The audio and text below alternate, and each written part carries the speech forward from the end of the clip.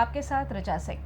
आज हमारे साथ स्टूडियो में मौजूद है सपा से एमएलसी हैं डॉक्टर मान सिंह यादव और बहुत बहुत स्वागत करते हैं हम इनका। सर बहुत बहुत स्वागत है आपका। Thank you. आज हम इनसे कुछ राजनीतिक मुद्दों और चुनाव परिणाम के विषय में कुछ विशेष चर्चा करेंगे।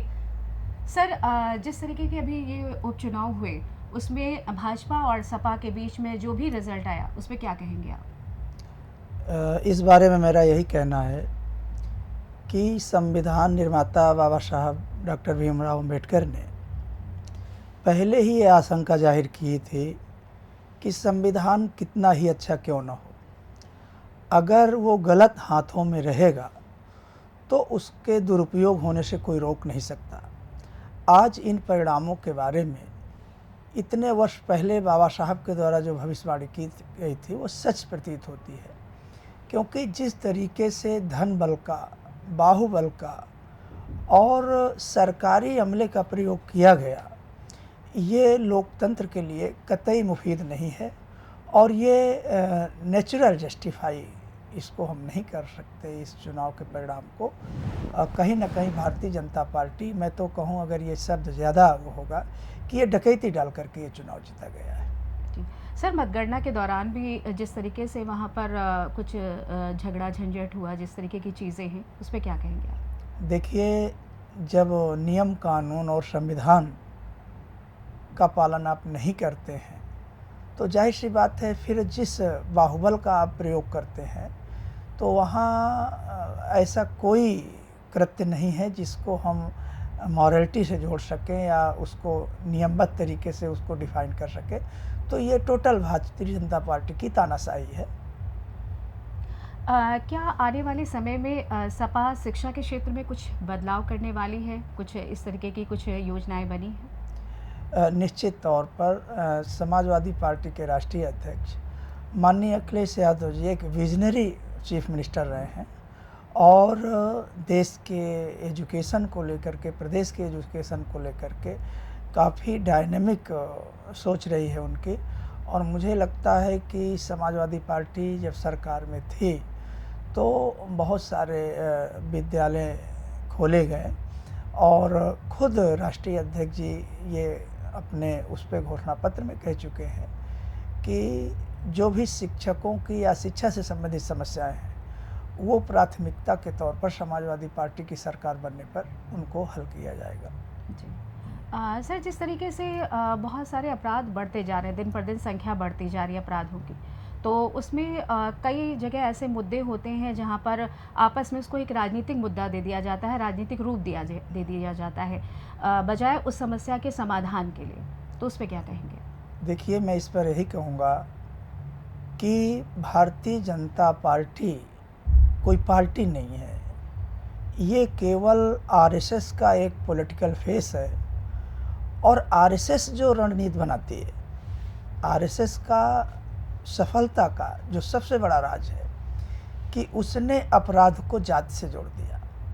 अगर मैं बात करूं कि इस देश के पूर्व राष्ट्रपति एपीजे अब्दुल कलाम रहे हैं, वीर अब्दुल हमीद भी रहे हैं, क्या उनसे बड़े राष्ट्रभक्त हम बन सकते हैं?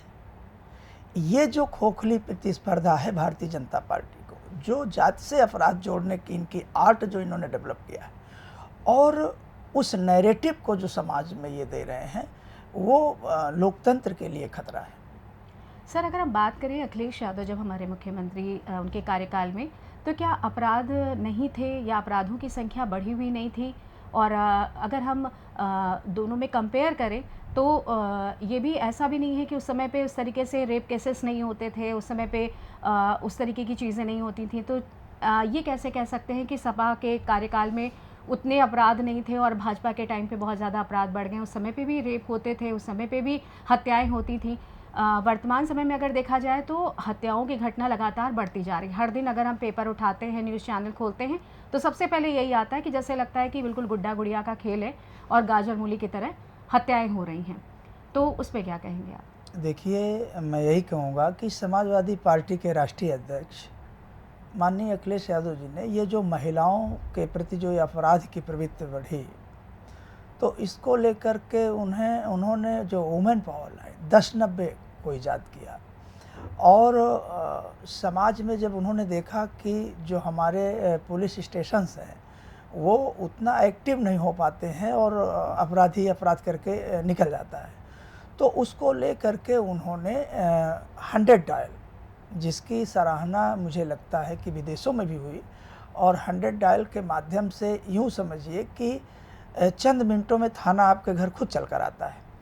लेकिन आज भारतीय जनता पार्टी ने जो 100 डायल की जो प्राथमिकताएं हैं उस पे ध्यान न दे करके उसको चेंज करके 112 कर दिया।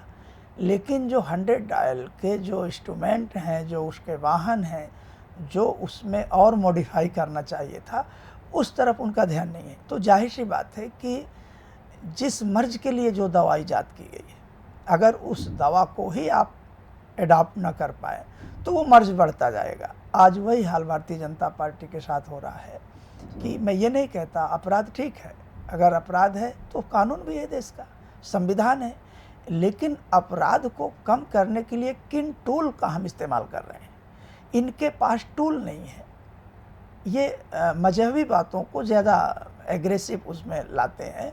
और माननीय अखिलेश यादव जी, जैसा कि मैंने पहले ही कहा कि वो एक विजनरी चीफ मिनिस्टर थे, उन्होंने उन टूल को हाईजैक किया जो हमारे डेमोक्रेसी में मुफीद हैं, या जो आधुनिक तरीके के जो चैलेंजेस आते हैं उनको कैसे फेस किया जाए, या टेक्नोलॉजी को किस रूप में हम प्रोवाइड कराएं, इसलिए मैं उनकी बात कर रहा था। जी, अभी जैसे मतलब ये तुरंत की बात है, याचिका दायर की गई सुप्रीम कोर्ट में जो रेपिस्ट हैं उनको नपुंसक बनाने के लिए।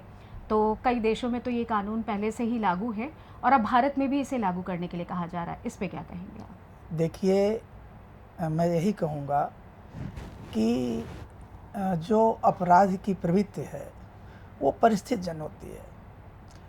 मैं कई बार इसको बोला भी हूँ कि एक व्यक्ति होता है वो किसी की जान बचाने जाता है, वही व्यक्ति उस व्यक्ति की जान लेने के लिए भी जाता है, और परिस्थितियाँ बदलती हैं, वो खुद अपना सुसाइड करके जान दे देता है। तो अपराध का एक मानक तय कर देना या उसको बाउंड कर देना, मुझे लगता है ये परिस्थिति के अकॉर्डिंग होता है।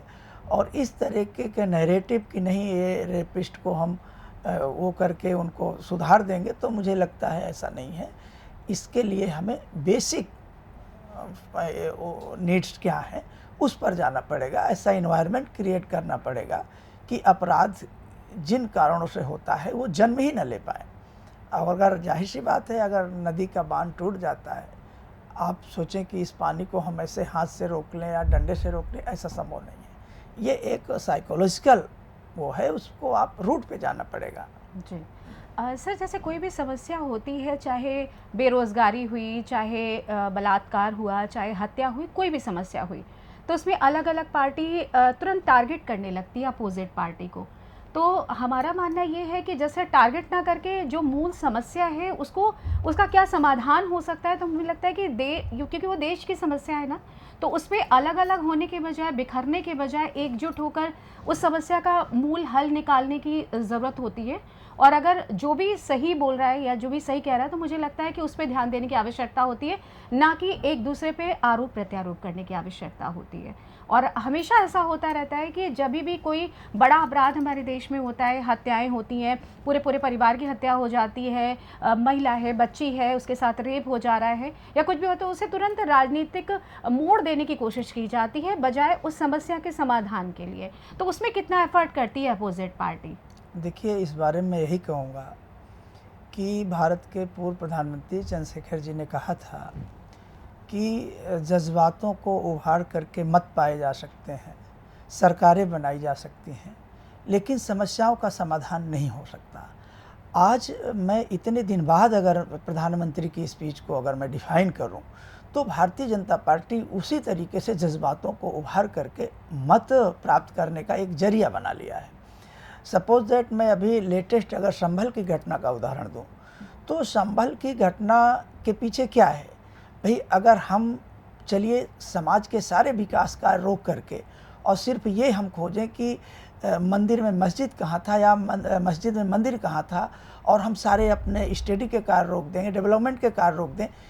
इन्हीं सब बिंदुओं को लेकर के सर्वोच्च न्यायालय ने कहा कि ऐसी याचिकाओं पर एक्शन लेना, सुनवाई करना ये गलत है। और मुझे लगता है कि आज जिस परिवेश में हम रह रहे हैं, अगर डेवलपमेंट को लेकर के, रोज़गार को लेकर के हम अगर इस तरफ ध्यान दें तो मुझे लगता है हम बेहतर देश बनाने की दिशा में बढ़ रहे हैं। लेकिन अगर जज्बातों को उभार करके हम काम कर रहे हैं तो कहीं ना कहीं ये देश को कमज़ोर करेगा और देश के संविधान को भी कमज़ोर करेगा। सर, आपका बिल्कुल कहना सही है कि हमें जो हमारे देश में जो मेन समस्याएं हैं, चाहे वो बेरोज़गारी हुई, चाहे वो हत्या हुई, चाहे वो महिलाओं पर अत्याचार हुआ, और जिस तरीके के भी अपराध हैं तरह तरह के बढ़ते जा रहे हैं, तो उसमें उन समस्याओं को प्रमुखता से उठाना चाहिए और प्रमुखता से उन पर ध्यान देना चाहिए, ना कि हम वोट बैंक अपना इकट्ठा करने के लिए उसमें आगे रहें। सर, अच्छा, आपसे एक पर्सनल सवाल कि राजनीति में रुझान कैसे आपका आया? कैसे आपको लगा कि हम राजनीति में सक्रिय हों, या कुछ मतलब पिताजी या घर परिवार की वजह से, या फिर कुछ ऐसा रहा छात्र? एक्चुअली मैं जब सिविल की तैयारी करता था इलाहाबाद में, तो फादर मेरे शिक्षक थे और मुझे लगा कि प्रशासनिक सेवा में जा कर के मैं कुछ अच्छा करूं। और संयोग कहिए कि कॉलेज में जब मेरी जॉब लग गई तो अपॉइंटमेंट में कुछ टेक्निकल फॉल्ट आए गवर्नमेंट की तरफ से, तो एक बहुत बड़ा आंदोलन चलाया गया आयोग के सामने। तो उस समय जो हम जितने लोग सेलेक्ट हुए थे शिक्षक पद पर, तो एक संगठन बना करके उसका अध्यक्ष हमको मनोनीत कर दिए, और हमें लगा कि 1-2 महीने में ये समस्या का समाधान निकल आएगा। लेकिन वो आंदोलन 3 वर्ष चल गया, और 3 वर्ष चलने के बाद फिर मुझे लगता है कि धीरे धीरे बहुत सारे वेस्टर्न थॉट को मैंने पढ़ा, कार्ल मार्क्स को, प्लेटो को, हाब्स को, लॉक को, रूसो को। तो मुझे लगा कि जो सेवा के विभिन्न क्षेत्र हैं, मुझे लगता है कि इस क्षेत्र में आकर के शायद मैं समाज की बेहतर सेवा कर सकूं। और फिर मैं समाजवादी विचारधारा से जुड़ा, और समाजवादी पार्टी के राष्ट्रीय अध्यक्ष माननीय अखिलेश यादव जी से मेरी मुलाकात हुई, और धीरे धीरे फिर मैं राजनीति की तरफ उन्मुख हो गया। जी, इसमें परिवार का कितना सहयोग रहा? क्या कभी परिवार ने आपको कहा कि मतलब आप जो कर रहे हैं सही है, या कुछ लोगों ने विरोध भी आपका किया, क्योंकि शुरू में बहुत संघर्ष करना पड़ा होगा, तो इसमें परिवार का कितना सहयोग रहा? ये बात सही है कि मैडम भी हमारी कॉलेज में टीचर हैं, तो फिलहाल जॉब मिलने के बाद उन्होंने कुछ दिन तक तो प्रेशर, वैसे प्रेशर क्या, अपनी बात रखते थे कि सिविल सेवा में अभी आप तैयारी कर सकते हैं, अभी एज है।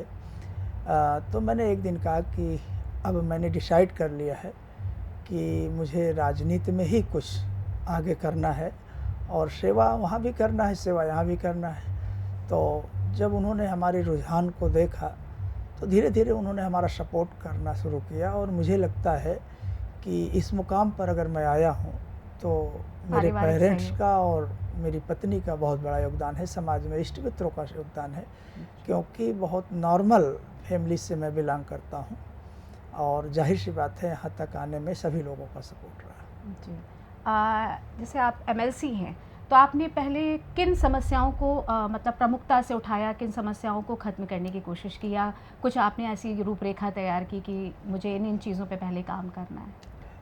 एमएलसी बनने के बाद मैंने देखा कि जो युवा कंपटीशन की तैयारी कर रहा है, और निम्न मध्यवर्गीय परिवार के बच्चे, मध्यवर्गीय परिवार के बच्चे, वो अपना सब कुछ दांव पर लगा करके वो तैयारी करते हैं कि हम जॉब में जाएं। तो कहीं ना कहीं सरकार के इशारे पर या बोर्डों का अपना एक जो छद्म व्यक्तित्व होता है, पेपर आउट करा देना, और बेरोज़गार छात्रों के साथ जो तरह तरह के अन्याय हो रहे हैं, तो मैं इन मुद्दों को टेकअप किया, और माननीय राष्ट्रीय अध्यक्ष जैसे इन मुद्दों को मैंने रखा। फिर मैंने देखा कि अपराध क्यों बढ़ रहे हैं, और समाज में कैसे इनको बेहतर उस पर लाया जाए जिससे कि अपराधीकरण कम हो। तो फिर बेरोज़गारों को लेकर के, अपराध को लेकर के, लॉ एंड ऑर्डर को लेकर के मैं लगातार उस पर कार्यरत रहता हूँ। और ये सर आपका बहुत बहुत धन्यवाद इतनी अपने बारे में इतना कुछ बताने के लिए और राजनीतिक मुद्दों से लेके चुनाव पर चर्चा करने के लिए कि किस तरीके से पार्टियों को अपने अपने मतों को, वोट बैंक को बढ़ाने के लिए ना बल्कि समाज में जो समस्याएं चल रही उनको मूल रूप से उठाने की ज़रूरत है और उनका क्या समाधान हो सकता है, ये ज़रूरत है। सर नमस्कार। Thank you.